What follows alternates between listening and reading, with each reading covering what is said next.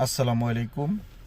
দেশ এবং দেশের বাইরে সকলেই জানেন বাংলাদেশের একটি ক্রান্তি লগ্ন অতিবাহিত হচ্ছে।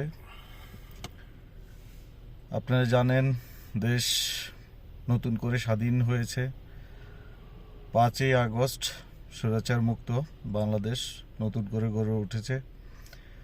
তার পরক্ষণেই বাংলাদেশের চট্টগ্রাম বিভাগের নোয়াখালী এবং কুমিল্লা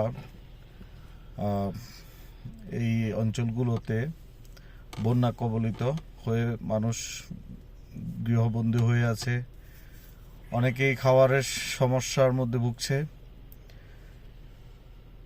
আগে একটা সময় আমরা দেখেছি মানুষ দুর্নীতি করতে, কিন্তু আজকের ছাত্র সমাজ জনসাধারণ যেভাবে একত্রিত হয়ে ত্রাণ দেওয়ার জন্য সবাই নিমেষেই নেমে পড়েছে মাঠে ঘাটে, ঠিক সেই মুহূর্তে বাংলাদেশের জাতীয় বিবেক বলতে যাদেরকে আমরা বুঝি, যাদেরকে আমরা অনুকরণ করি, সেই চলচ্চিত্র ব্যক্তিরা যখন প্রধানমন্ত্রী বাসভবনে যে গান গায় ওনাকে খুশি করার জন্য, ওনার সাথে সফরসঙ্গী হয় বাংলাদেশের আপামর জনসাধারণের টাকা দিয়ে, তারা বিমান সফর করে বিভিন্ন দেশে যায়, ঘুরে খাওয়া দাওয়া করে।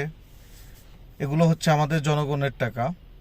কিন্তু আজকে এই বন্যা কবলিত ব্যক্তিদের জন্য তাদের দেখছি না তারা কোথায় হারিয়ে গিয়েছে। আমরা তাদেরকে স্টার বানিয়েছি।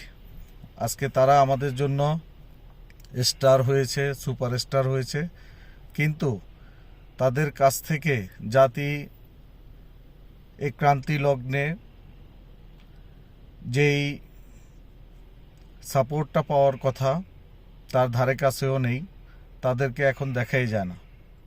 অতএব বাংলার প্রত্যেকটা জনগণের প্রতি আহ্বান, তাদেরকে আমরা বয়কট করি। আমরা যেভাবে উঠাইছি ঠিক সেভাবেই আমরা তাদেরকে আবার নামাতে পারবো ইনশাআল্লাহ। ভালো থাকবেন।